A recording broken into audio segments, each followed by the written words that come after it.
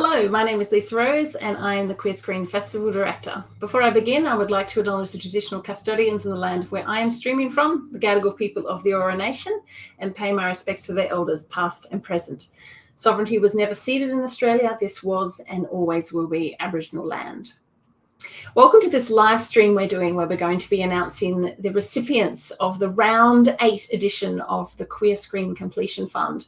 Supporting Australian filmmakers is something that is incredibly important to Queer Screen, and we couldn't do it without the support of our members and our donors and our sponsors, so thank you to all of them.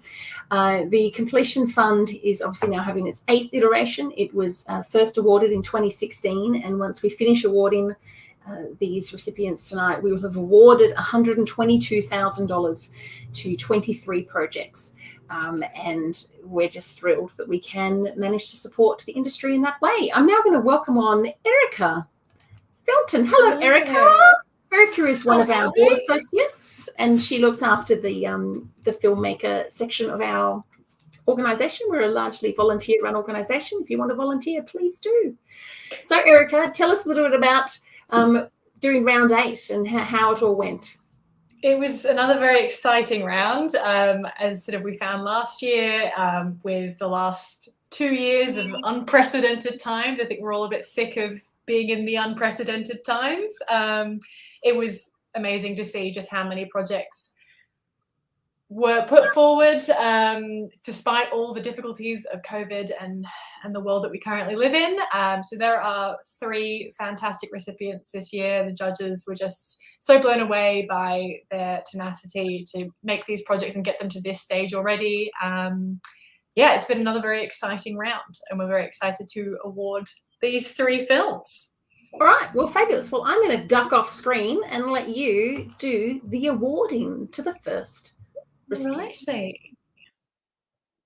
I wish I could have a drum roll, but I can't. So our first recipient of the 8th Completion Fund rounding, it goes to the story of Transglamor. We're awarding $2,000 towards the fantastic documentary. Welcome Lachlan onto the screen. Lachlan, thank you. Tell us a bit about the story, about the project.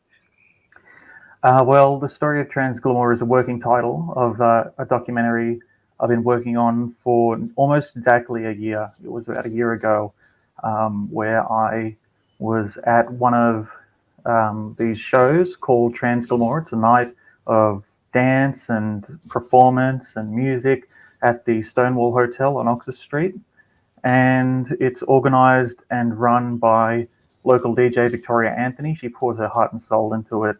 And I was so blown away by what I was able to watch that night, and I was kind of interested that it seems to just fly under the radar.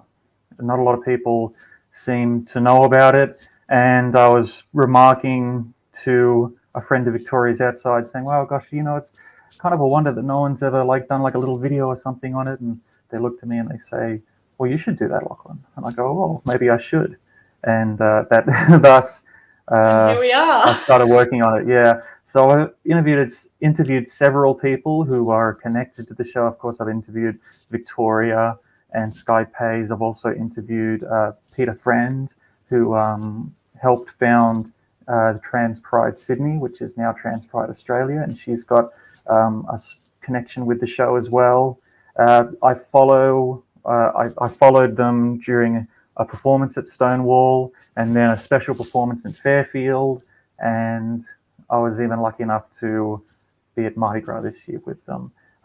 Filming is pretty much wrapped up, and so now I'm entering the editing stage, and so this award really helps me to complete that. Fantastic. Oh, we're so excited, and I know the judges were just so keen to see what this story becomes, and we wish you the best of luck, and we can't wait to see it all finished up.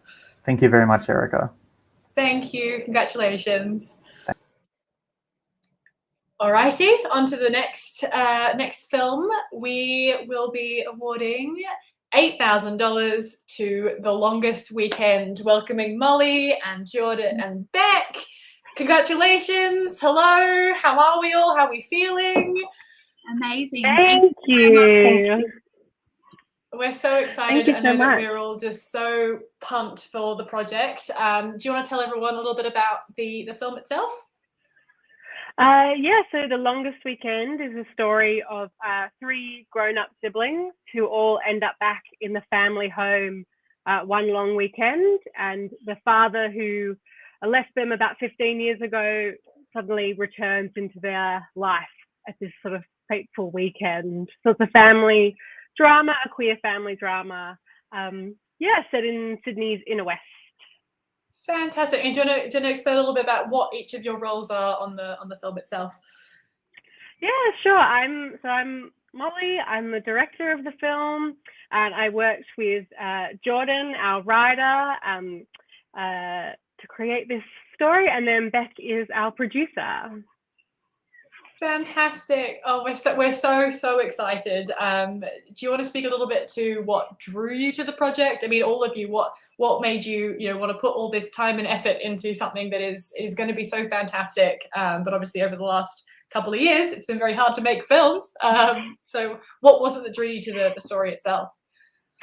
It wasn't easy to make a film, particularly in COVID. We just decided, Jordan and I had gone to AFTRS together, a couple of years prior, and we'd worked on a couple of short films together, and we really wanted to make a feature, and we'd just sort of been, discussing ideas for a while until we finally found one that we felt like really passionate about, and that we felt we could do, and we wanted to sort of showcase Sydney a little bit, and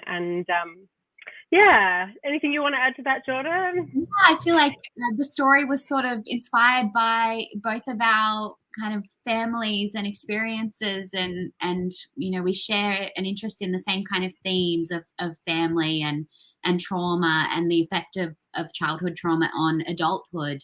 And so we were really interested in exploring a story like that, and just kind of pouring our hearts into our first feature film.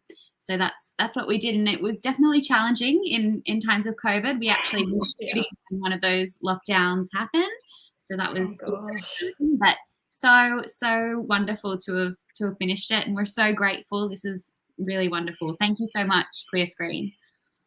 Oh, we're so thrilled, and we cannot wait to see it all finished up. Congratulations again. Thank you. Thank you. Thank you.